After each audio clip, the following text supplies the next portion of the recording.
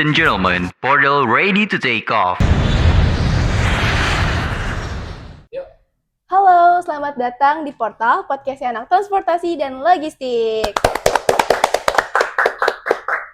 Nah, kembali lagi nih sama aku, Naila dari jurusan Manajemen Transportasi Udara Angkatan 2024.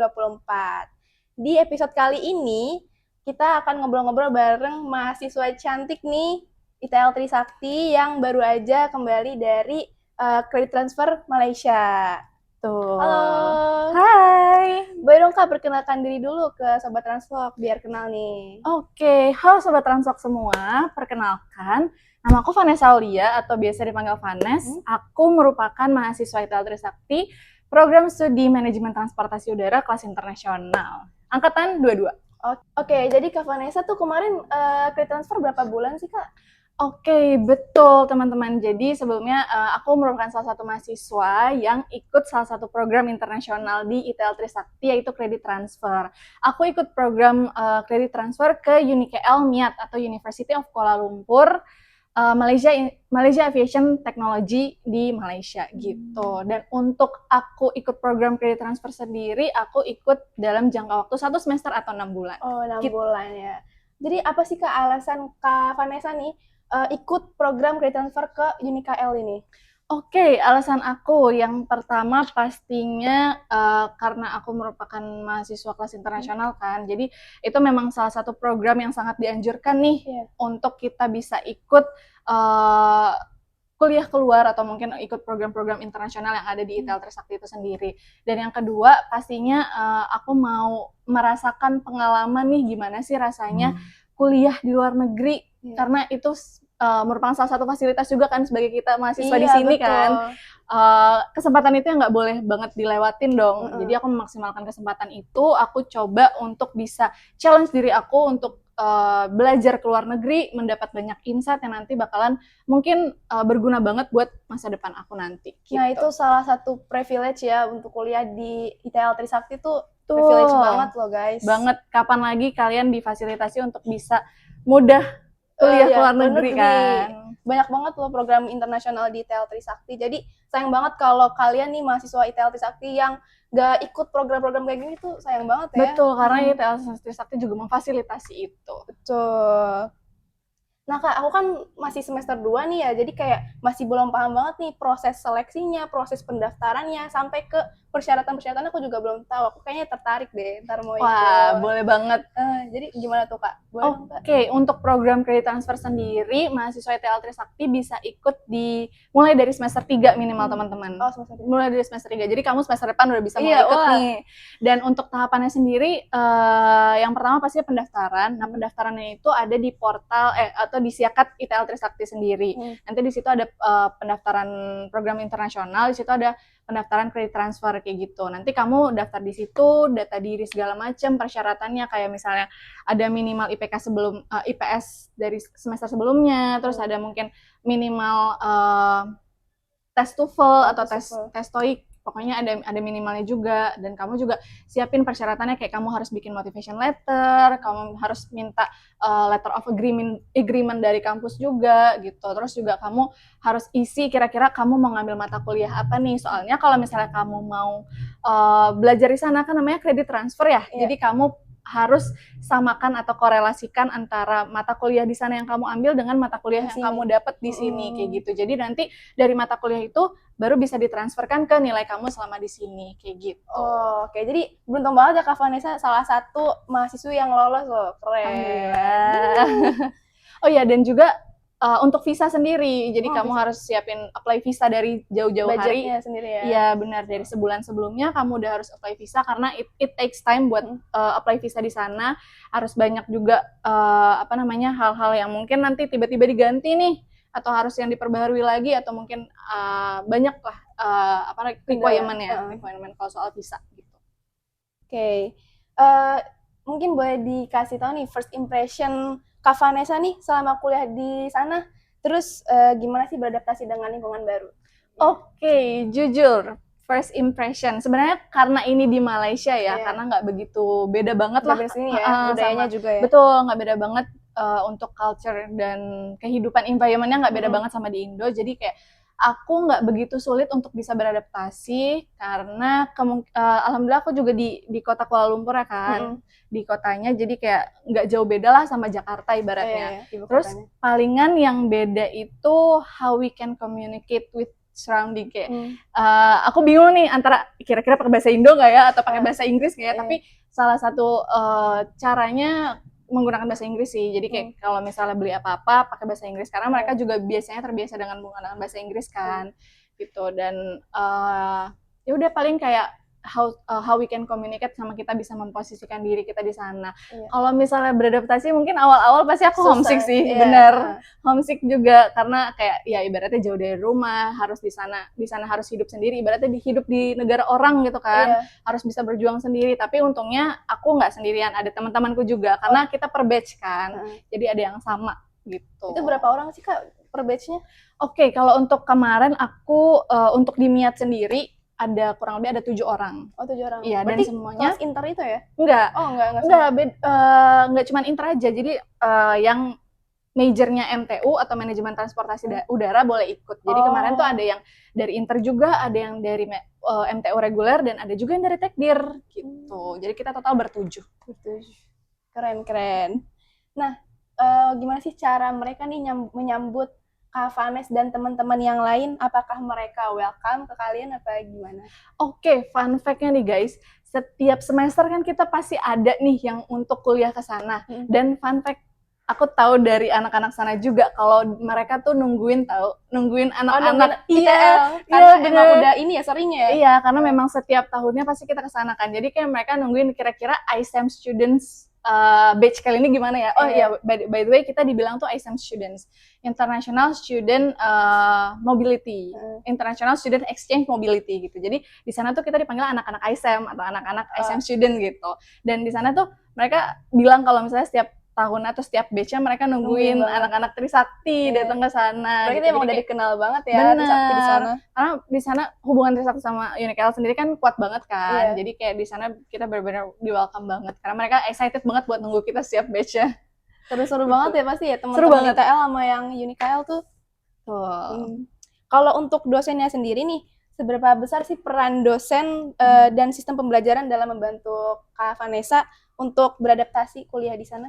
Oke, untuk dosen sendiri, jujur di sana dosennya alhamdulillah baik-baik banget, informatif banget, dan untuk proses pembelajarannya karena di sini kan aku kelas internasional ya, jadi memang setiap hari udah terbiasa menggunakan bahasa Inggris, materi-materi segala macam. Jadi di sana alhamdulillah nggak terlalu culture shock atau gimana, masih bisa align lah ya.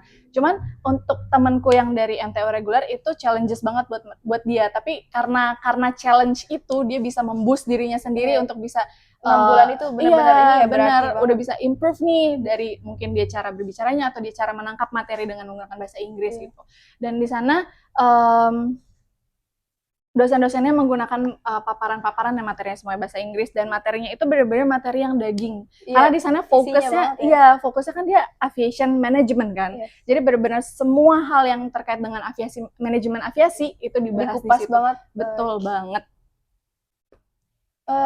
Aku penasaran sih, pasti teman-teman Translogation juga penasaran dong, gimana sih kehidupan mahasiswa internasional di Universitas Kuala Lumpur itu, mungkin dari habit mereka, terus interaksi Kak Vanessa dan teman-teman yang lain sama mahasiswa lokal sana, terus culture shock Kak Vanessa itu selama di sana apa aja sih Kak? Oke, kalau untuk habit ya tadi kebiasaan-kebiasaan. Kebetulan aku kesana itu di batch yang dimana memang banyak international students yang bisa datang ke sana. Gitu. Jadi negara lain juga. Betul. Jadi kemarin aku ada barengan itu, ada yang dari Prancis, ada yang dari India, ada yang dari Nigeria juga, ada yang dari Afrika, pokoknya banyak deh anak-anak international students yang di situ, ada yang dari Pakistan juga.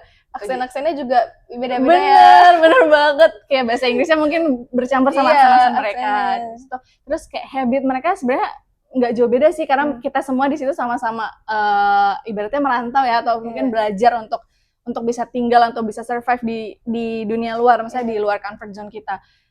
Palingan kayak kita saling sharing nih satu sama lain, kira-kira pas sampai di sana otomatis kan kita ngumpul sama grup-grup kita aja kan. Cuman alhamdulillah anak-anak di sana welcome ke kita. Jadi kayak kita bisa sharing kira-kira di penerapan di Indo tuh ada apa aja sih, atau mungkin di Perancis ada apa aja sih, atau mungkin di negara-negara lain ada apa aja sih. Jadi kita bisa saling dekat satu sama lain gitu, antara Terbuka, international students-nya sama students di Malainya. Jadi untuk habit ya kita menyesuaikan sama lingkungan sekitar aja. Oke, Gitu. jadi interaksinya juga bagus ya sama Betul, saling support mahasiswa satu ini. sama lain. Iya, karena sama-sama untuk belajar tujuannya, jadi kenapa nggak saling support aja ya Betul. kan? Oke, untuk tadi kan udah ini ya, apa sih namanya, udah interaksi sama yang lain, udah ngobrol-ngobrol di sama negara lain gitu kan. Transportasi di Kuala Lumpur menurut kakak tuh lebih nyaman atau menurut kakak lebih ribet gak dari Jakarta?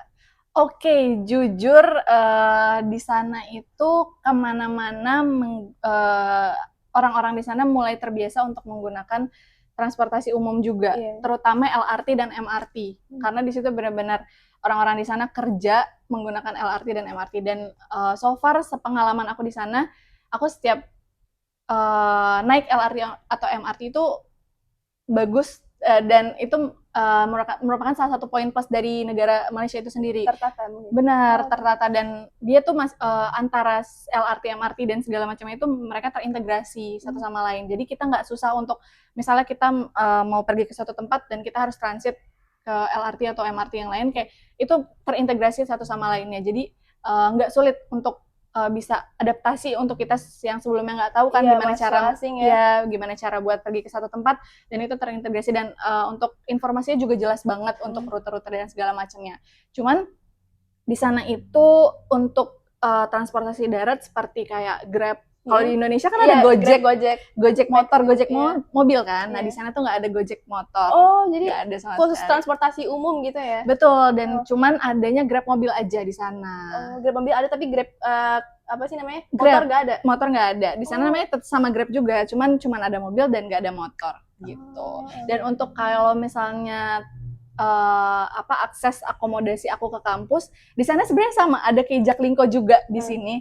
Cuman di sana tuh namanya ada Mobi Community. Itu tuh memang salah satu transportasi yang disediakan oleh pemerintah Selangor. Selangor itu daerah di sana namanya. Dan itu disubsidi sama pemerintah itu. Jadi kita kemana-mana cuman bisa bayar 2 ringgit aja. 2 ringgit itu kayak sekitar 8-9 ribu Indonesia gitu. Itu mirip-mirip ya sama Benar, Indo sama ya? Jaklingko kan. Kalau Jaklingko kan free kan, Free. sekitar sini aja, dan di sana juga muter-muternya sekitar sana aja. Tapi kalau dari Unikail ada ini nggak sih bis kampus gitu? Nggak ada. Kalau dari nggak Unikail ada. sendiri nggak provide bis kampus, karena mereka biasanya anak-anak di sana mereka pakai kendaraan pribadi buat pergi ke kampus gitu. Oke. Nah, pernah nggak sih Kak ngalamin miscommunication sama mereka ini gara-gara perbedaan bahasa ataupun budaya? Oke, sebenarnya ini agak lucu juga sih ya. Kalau miscommunication memang ada beberapa kata-kata yang kita nggak tahu ya. Iya, atau mungkin apalagi kan kita tinggal di Jakarta ya, atau mungkin Jaksel, atau mungkin anak Bekasi kan. Banyak slang yang bener, juga banyak slangnya, bener banget banyak slangnya. Jadi kadang-kadang kalau kita ngobrol nih, mereka tuh suka kebingungan sendiri dengar kita ngobrol kan. Kita sering main juga nih, alhamdulillah aku dan batch aku sering main juga nih sama teman-teman di sana. Jadi pas kita ngobrol tuh mereka tuh kadang-kadang suami itu artinya apa ya? Mereka penasaran sendiri. Iya, kebingungan sendiri. Sama juga kalau misalnya mereka ngobrol, terus kita sendiri bingung sebenarnya artinya apa sih? Kayak misalnya contohnya nih, kalau di sini kan namanya nongkrong ya, nongkrong gitu kan. Kalau di sana tuh namanya lepak. Ya. Jadi kayak jom lepak gitu, mau lepak mana gitu. Dia terinspirasi dari tergelepak kali ya. Mungkin ya, bisa jadi ya. Terus kalau misalnya kayak ngobrol di sini mungkin ngobrol. Kalau di sana tuh bilangnya borak gitu. Jadi kita borak sama lain. Jauh banget ya? Iya, ada beberapa bahasa-bahasa yang memang jauh banget gitu. Terus kalau misalnya kayak kabarin dulu ya. Kalau misalnya pergi nih, nanti apa-apa kabarin. Terus di sana tuh ada lucu. Aku sendiri kayak masih agak kaku ngomong bahasa ini. Di sana bilang Papa Roger. Papa Roger tuh apa-apa tuh kabarin intinya kayak Papa gitu. Roger gitu. Papa Roger. Itu banyak sih bahasa-bahasa yang kayak ternyata kayak gitu ya. Dan satu lagi misalnya kalau kita kan dikasih tahu sesuatu nih kayak misalnya iya gitu. Nah, kalau di sana tuh pasti anak-anak Malay itu pasti logatnya kayak gini, paham gitu, paham gitu. Itu bener-bener kayak Upin-Ipin banget sih. Iya kan, jadi kayak lucu deh, seru. Jadi bisa belajar bahasa sana, dan itu bahkan sampai ke bawah pas aku di sini sekarang. Jadi itu slang Malaysia gitu ya? Slang sana. Oke. Betul. Kalau untuk kebiasaan nih atau budaya mahasiswa Malaysia yang menurut kakak tuh menarik untuk dicontoh nih di sini itu apa Kak? Oke, untuk budaya. Nah, kebetulan sekarang kan bulan Ramadan ya. Iya. Nah, di sana itu aku dapat kabar dari batch yang sekarang lagi di sana. Mereka tuh ada kegiatan namanya bubur lambuk. Jadi kayak mereka tuh bikin bubur, kayaknya bubur khasana deh, bareng-bareng kayak bekerja sama buat bikin bubur itu kayak di satu kuali besar masak bareng-bareng gitu. Masaknya di itu ya? Iya benar. Dan itu tuh memang cuman ada di bulan Ramadan ini. Jadi kayak itu kayaknya memang benar salah satu cara untuk mereka bisa memperkuat silaturahmi satu sama lain kayak gitu. Itu unik sih kayak gitu. Cuman kayak kemarin so far aku nggak ada kebudayaan apa-apa. Palingan ada satu fun fact nih terkait dengan kuliah di sana. Untuk libur atau cuti apa-apa tuh kayaknya nggak begitu banyak. Even kemarin aku tahun baru literally cuman sehari libur tahun baru itu kan tanggal 31 ya, dan tanggal 31-nya fun fact aku masih kuliah. Jadi emang bener-bener padat banget ya jadwal kuliah di sana. Iya, memang dimanfaatkan dengan baik dan benar Kak. Produktif. Selama kamu masih bisa belajar ya udah belajar gitu. Dan satunya lagi kalau misalnya hari libur di sana, kalau misalnya ada hari libur ulang tahun sultan di daerah situ, itu bisa libur juga. Jadi walaupun di sini kan kayak hari kejepit libur. Iya, libur kan. Kayak libur berapa seminggu gitu. Kalau di sana kayak kemarin Christmas ya udah libur hari Natal itu aja. Tahun berarti besoknya langsung masuk gitu. Lagi kayak hari tahun baru ya udah tahun baru itu aja. Jadi nggak ada kesempatan apa sih namanya pulang kampung gitu enggak ya? Palingan ada mid-sem break di sana tuh nggak ada ini, soalnya nggak ada UTS. Nggak ada UTS, jadi di sana benar-benar langsung final exam. Tapi di sana tuh setiap lecture-nya atau setiap dosennya, setiap subjeknya itu ada yang namanya quiz gitu, kayak quiz. Jadi beberapa lecture tuh dia ngasih kuis di pertemuan keberapa gitu, baik itu online maupun offline gitu. Jadi nggak ada UTS, adanya palingan kita semisal udah setengah jalan nih menuju kayak 3 bulan kuis gitu.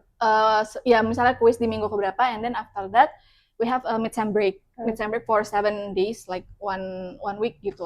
Selama seminggu tuh kita libur gitu. Nanti masuk lagi untuk perkuliahan terbaru lagi. Sebenarnya polanya bagus banget ya. Iya sebenarnya, jadi kayak nggak lupa gitu kan, kayak misalnya abis belajar ada kuis, betul.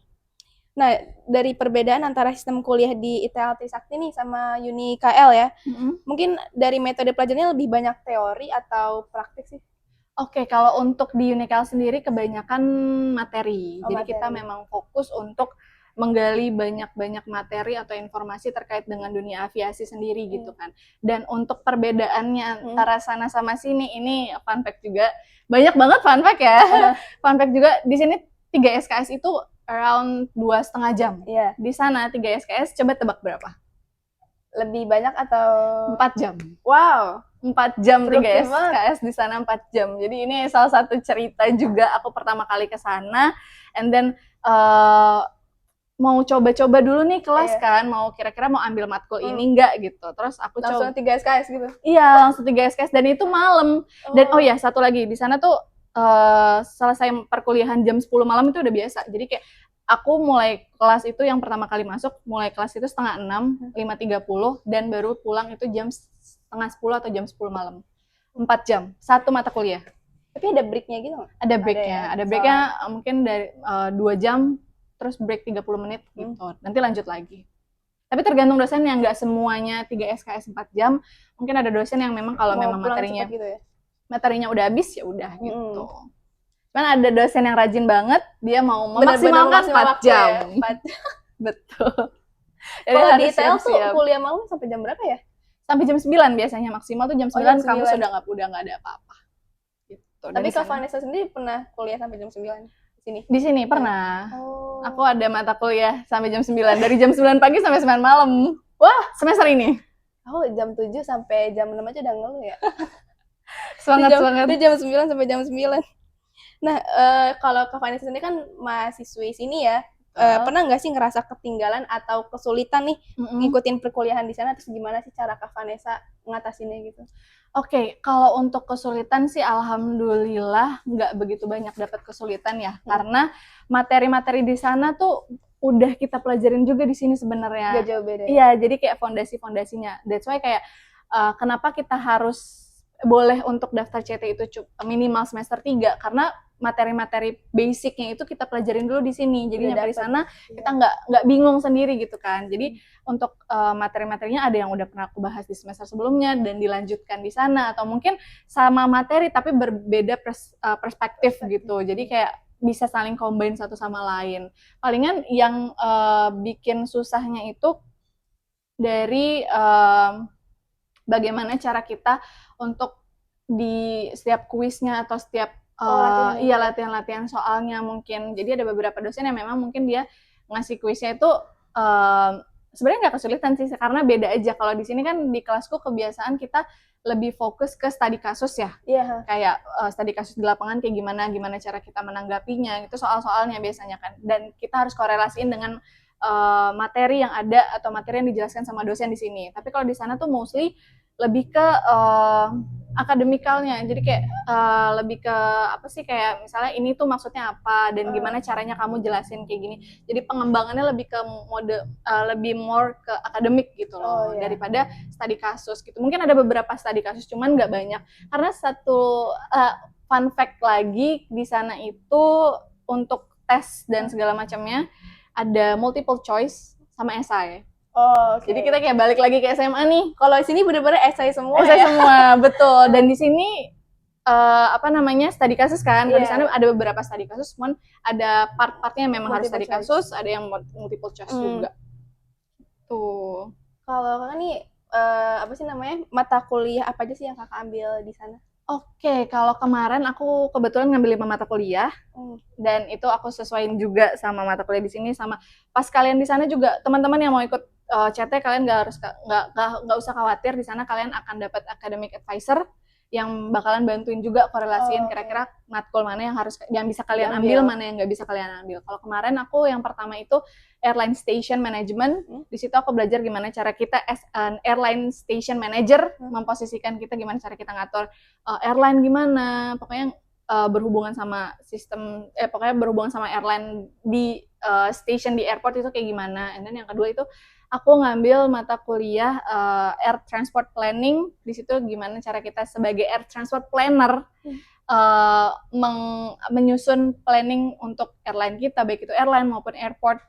Kita belajar tentang fleet management, tentang capacity management, tentang segala macam hal untuk planning ke depannya. Dan yang ketiga itu aku ngambil aviation finance. Di situ kita belajar tentang airline revenue, terus kita belajar tentang juga fuel hedging atau segala macam. Dan yang keempat itu aku ngambil mata kuliah air traffic management. Nah, di situ tuh itu yang seru deh. Kayak di sana tuh ada mata kuliah air traffic management ini, kita belajar apa aja yang dipelajarin sama ATC gitu, terkait dengan radar, terkait dengan cuaca juga, terkait dengan komunikasi sama pilot juga kita belajar. Karena di mata kuliah itu ada 2 lecture yang berbeda. Jadi ada yang fokus, ada yang fokus di komunikasi sama pilot. Satu lagi ada yang fokus di regulation. Kita belajar tentang regulasi ICAO, IATA di mata kuliah air traffic management itu. Dan di mata kuliah itu aku benar-benar challenge banget, karena di sini kan sebelumnya belum ada ya. Itu salah satu di sana doang ya berarti ya? Benar, itu salah satu hal yang baru banget, karena kita harus ngerti semua bahasa-bahasa itu, gimana cara komunikasi sama pilot dan segala macam. Terus yang terakhir itu aku ngambil aviation marketing gitu. Kalau marketing ya biasanya kita mempromosikan ya bagaimana suatu airlines itu bisa memarketing atau mempromote diri dia sendiri gitu. Oke, berarti dengan semua ilmu itu worth it banget ya banget, untuk transfer. Bener-bener worth it banget. Jadi kalian harus pintar-pintar juga nih cari mata kuliah mana yang memang bisa membangun diri kalian atau menambah pengetahuan kalian. Soalnya ini kesempatan yang jangan sampai disia-siakan gitu. Iya kan, kayak harus benar-benar dimaksimalin gitu. Jadi aku ngambil 5 mata kuliah dengan semuanya 3 SKS. Dari hari Senin sampai Jumat aku nggak ada libur. Aku ngambil semua mata kuliah dari Senin sampai Jumat. Jadi aku liburnya cuma Sabtu Minggu. Benar-benar memaksimalkan. Berarti 4 jam gitu ya? 4 jam. Jadi hari Senin seharinya itu satu matkul? Seharinya satu matkul, betul. Aku memang ngambil sengaja satu harinya satu matkul. Biar nggak overload ya? Iya, yang pertama biar nggak overload, yang kedua biar produktif. Biar hari Senin sampai Jumat benar-benar belajar. Tapi teman-teman kakak juga ngambil yang sama kayak kakak matkulnya atau gimana? Oke, kalau mungkin ada satu temanku yang kita sama-sama dari MTU juga, dia dari MTU reguler, aku dari MTU Inter, kita ngambil mata kuliah yang sama tapi ada yang berbeda juga. Karena basically mata kuliah kita kan sama kan di ITL ini kan. Jadi kita ngambil beberapa mata kuliah yang sama dan ada satu mata kuliah yang beda gitu. Satu mata kuliah yang beda tuh mungkin kayak memang kebutuhan dia untuk lebih fokus ke mata kuliah yang itu dan kebutuhan aku lebih fokus ke mata kuliah ini. Jadi kita ngambil mata kuliah yang beda, ya? Benar. Terus kalau untuk anak-anak semester 3, kemarin aku juga bareng sama anak semester 3 dan mereka juga menyesuaikan sama mata kuliah yang mereka dapat di semester 3 di ITL gitu. Oke, jadi kan kita udah bahas tentang akademiknya ya. Kalau untuk ininya organisasi atau komunitasnya di kampus, itu kakak ikut nggak organisasi di sana? Oke, kalau untuk organisasi di sana karena Unique Almiat itu sebenarnya terdiri dari 2 nih. Jadi ada yang di Subang sama ada yang di Sepang. Nah, kalau yang di Subang ini dia tuh more focus on the aviation management. Tapi kalau yang di Sepang itu more focus on the technical gitu. Jadi iya, jadi yang lebih besar itu sebenarnya untuk kampus yang di Sepang, sorry. Oh, yang teknik. Yang teknik yang besar itu besar banget. Soalnya banyak banget di sana. Jadi ibaratnya untuk organisasi atau komunitas-komunitas dari Unique Almiat sendiri itu kebanyakan ada di Sepang. Gitu. Jadi kalau di Subang paling representatifnya aja gitu. Jadi kalau untuk kegiatan-kegiatan organisasi di sana tuh masih belum banyak. Oke, jadi Kak Vanessa nggak ikut organisasi di sana ya? Nggak ikut organisasi apa di sana. Palingan yang aku ikut di sana tuh memfasilitasikan kayak misalnya industrial visit sama kayak di ITL juga. Kayak kemarin aku dapat kesempatan untuk industrial visit ke MAVA, Malaysia Aviation Academy. Itu adalah salah satu akademi untuk para ATC untuk bisa belajar di situ. Jadi kayak para ATC yang mungkin kerja di ATC di Malaysia sendiri, mereka bisa belajar untuk gimana sih caranya untuk jadi ATC, gimana sih caranya untuk ngambil license atau segala macam, bisa belajar di situ. Jadi kemarin aku dapat kesempatan untuk bisa visit ke sana. Jadi kayak bisa merasakan kayak gini ternyata cara mereka ngajarin, kayak gini ternyata cara mereka untuk memandu traffic yang ada di atas itu tuh kayak gimana, kayak gitu. Seru banget. Itu salah satu pengalaman yang nggak bisa dilupakan dan itu salah satu koneksi juga. Jadi aku juga dapat kartu nama juga di sana nih. Dapat kartu nama, katanya kalau misalnya mau ke situ lagi juga bisa, atau mungkin dari ITL sendiri mau ke sana juga bisa banget, kayak kerja sama mabanya itu sendiri gitu. Oke. Nah, kalau kuliah di sini aja udah banyak tantangannya ya, maksudnya di kuliah di negara sendiri aja udah banyak tantangannya, apalagi kuliah di sana walaupun cuman 6 bulan. Betul. Itu kakak tantangannya apa aja sih Kak, selain komunikasinya kali ya? Yang pertama, karena jatuhnya kita di situ ibarat anak kosan ya. Oh iya, kosan ya. Pasti makanan awal-awalnya. Makanan itu susah ini ya. Iya, masih harus, walaupun sama sebenarnya ya, cuman kayak masih harus beradaptasi karena apalagi untuk belinya sih, karena aku tinggal di apartemen yang sekitarnya tuh nggak begitu banyak makanan banget gitu. Jadi kayak memang struggling juga nih di makanan, dan untuk harganya sendiri kan juga lumayan ya. Kalau di sekitaran apartemen harganya mahal gitu. Banget, lumayan kayak daripada di tempat-tempat biasa, pasar-pasar biasa, dan itu harganya lumayan banget kalau dikonversiin ke Indo ya. Terus jadi untungnya kalau makan di kampus itu dia ada kafetaria dan itu harganya murah karena mungkin disubsidi sama kampus gitu. Dan itu biasanya anak-anak CT di sini, CT dari sini belinya di sana. Bener. Bawa ke apartemen. Betul banget. Kita bungkus dan bawa pulang. Misalnya kayak hari ini kita kuliah nih, terus kita siangnya bungkus, makan siang di situ, terus bungkus kalian bener banget. Bener banget karena murah kan. Pasti untuk karena yang pertama murah, yang kedua kita sistemnya itu prasmanan, kita bisa ambil sebanyak apapun bayarnya tetap sama segitu. Oke. Dan itu terus yang sama ini sih jamnya juga. Jam apa ini? Jam pelajarannya.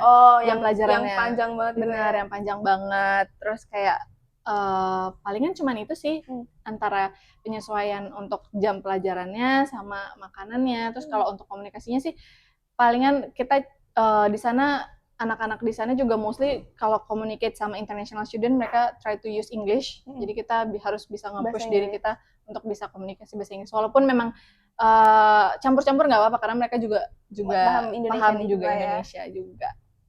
Oke. Nah, setelah mengikuti kredit transfer ini nih ke Malaysia, apa sih manfaat terbesar yang Kak Vanessa rasain dari program kredit transfer ini? Oke, manfaat terbesar itu yang pertama aku bisa dapat insight baru terkait dengan dunia aviasi yang aku pelajari di ITL Trisakti dan di luar negeri itu sendiri. Jadi dapat insight yang lebih luas gitu loh. Jadi aku bisa belajar lagi gimana caranya, gimana pandangan terkait dengan dunia aviasi Dari berbagai negara, benar, kayak bahas tentang airline dari luar negeri itu kayak gimana, atau mungkin cara negara Malaysia sendiri untuk bisa mengoptimalkan transportasi mereka itu kayak gimana, atau mungkin kayak kemarin ada satu sesi seminar kayak di sini ya, kayak kuliah umum lah di sini. Dan itu mendatangkan expert juga, praktisi-praktisi di sana. Jadi kemarin juga ada mereka, aku menghadiri satu kuliah umum itu, dia tuh ngadain atau ngundang Malaysia Aviation, pokoknya salah satu yang menaungi airport di bandara gitu deh. Jadi kayak aku dapat insight lain nih, kira-kira kayak gimana sih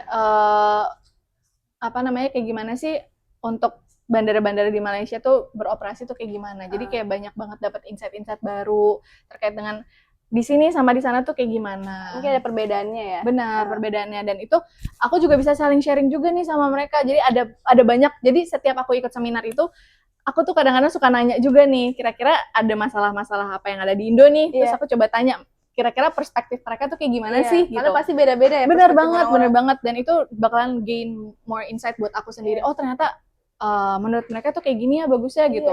Oh ternyata menurut mereka implementasi kayak gitu tuh nggak bagus, harusnya lebih kayak gini, harusnya lebih kayak gitu. Terus kayak mungkin ada hal-hal yang bisa mereka kasih tahu dan bisa kita adaptasi ini untuk transportasi dan logistik di Indonesia sendiri gitu. Jadi kayak kita nggak cuma dapat satu pandangan doang. Bener banget. Jadi banyak pandangan dan banyak ilmu yang bakalan kita dapetin. Kan karena kejarlah ilmu sampai ke negeri Cina dong. Bener. Jadi kayak banyak banget ilmu yang bakalan dapetin.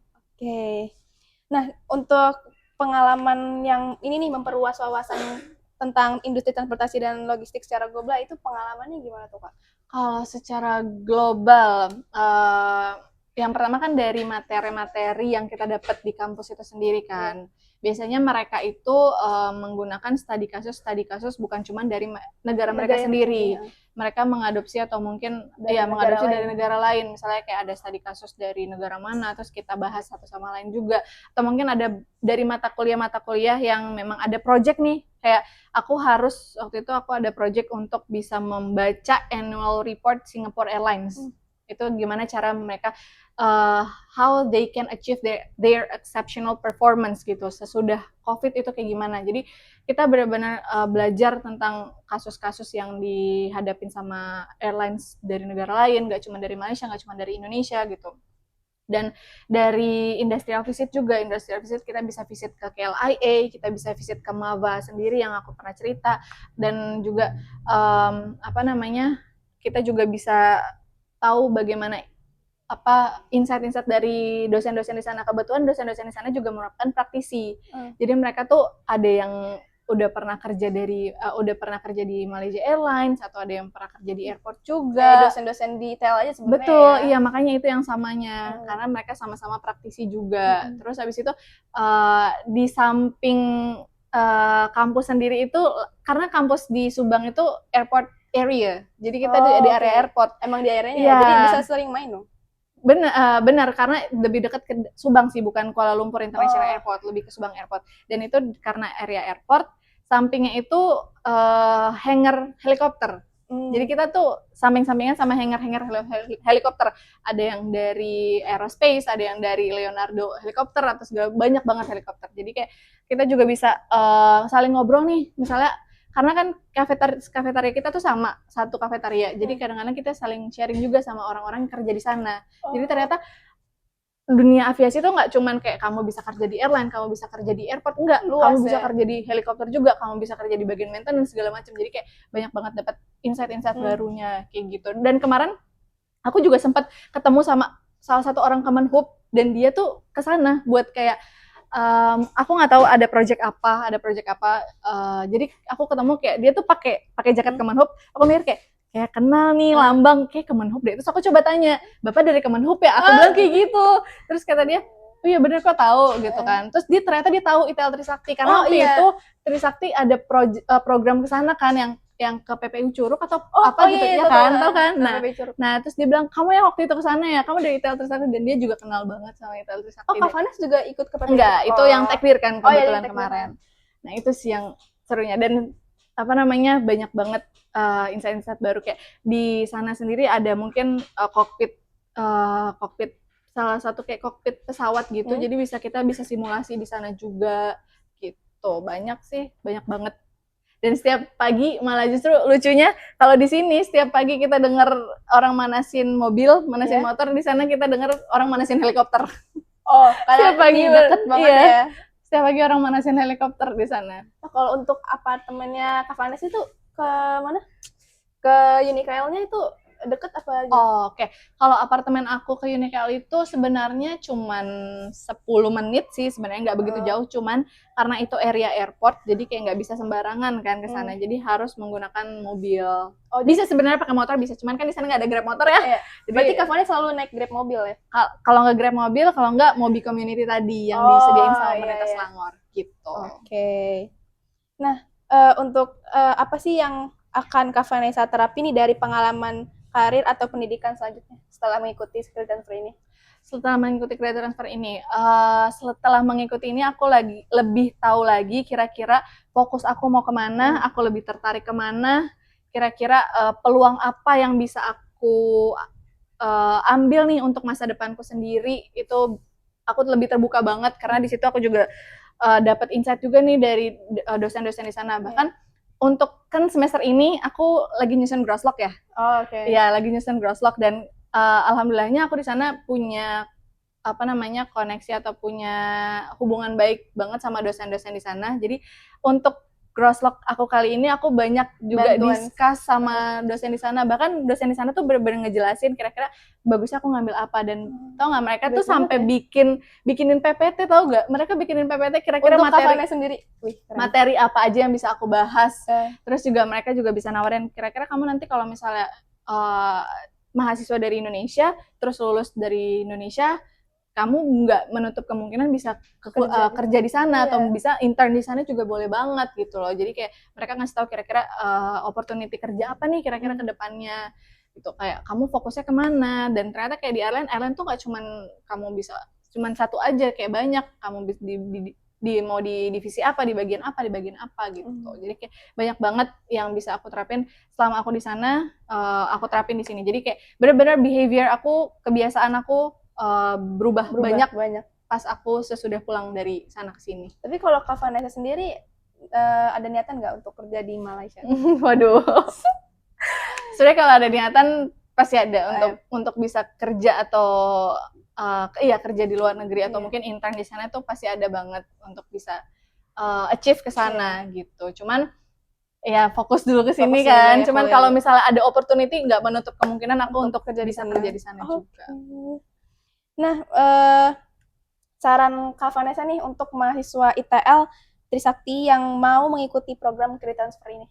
Oke, saran aku untuk mahasiswa di sini jangan sampai lewatin kesempatan ini, bener-bener trust me.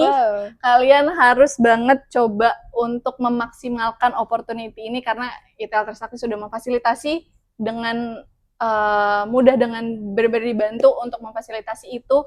Impian kalian untuk kuliah di luar negeri itu bukan cuma sekedar mimpi aja nanti, karena itu bakalan tercapai. Jadi kalian harus memaksimalkan semaksimal mungkin nih opportunity ini. Terus kayak kalau udah di sana, kalau misalnya kalian udah sampai di negara-negara yang memang kalian tuju, kan ITL Trisakti nggak cuma di Malaysia sendiri kan, ada di Cina juga, ada di Korea juga kan. Jadi kalian kalau udah di sana, kalian maksimalin belajar, kalian juga karena kalian bawa nama baik ITL Trisakti juga kan. Jadi kayak benar-benar kalian di situ serius belajar. Serap ilmu sebanyak-banyaknya. Kalian di situ bagaikan gelas kosong yang benar-benar harus diisi penuh. Serap ilmu sebanyak-banyaknya karena dengan kalian belajar di luar negeri, kalian juga membuka kesempatan untuk opportunity, koneksi yang bisa baik banget untuk masa depan kalian, untuk ilmu kalian. Kayak di sana tuh ilmunya daging banget, jadi kalian benar-benar harus bisa memaksimalkan itu banget gitu loh. Dan ilmu yang di sana juga pas kalian balik ke sini tuh bakalan kepake banget teman-teman. Kayak misalnya di semester selanjutnya ada mata kuliah atau mungkin ada mata kuliah yang dosennya mungkin slightly nyinggung soal isu-isu global atau apa, kalian tuh udah lebih tahu duluan. Kayak misalnya airline dari luar ini tuh gimana, ini tuh airline dari mana, ibaratnya sesimpel ini airline dari mana, itu tuh kalian udah tahu karena di sana kalian udah terbiasa gitu untuk bisa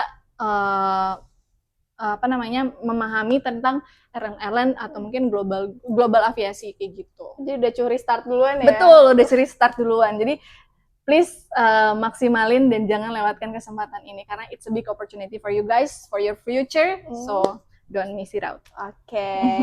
Jadi setelah kita ngobrol-ngobrol nih sama Kak Vanes, banyak banget manfaat yang didapat dari CT ke Malaysia ini ya. Betul.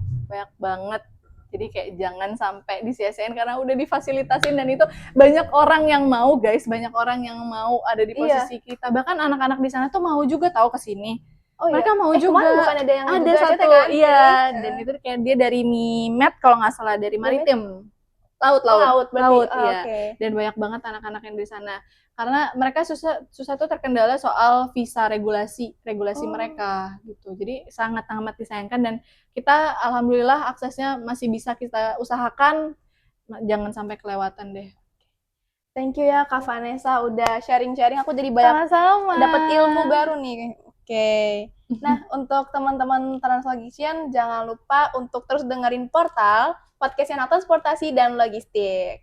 Jangan lupa juga untuk follow semua akun sosial media ITL Trisakti ya, dari YouTube, Instagram, TikTok, Twitter juga ada ya guys. Jangan lupa di-follow. Betul, karena semua info-infonya pasti ada di situ. Jadi kalian jangan sampai ketinggalan. Ya kan? Yes. Oke.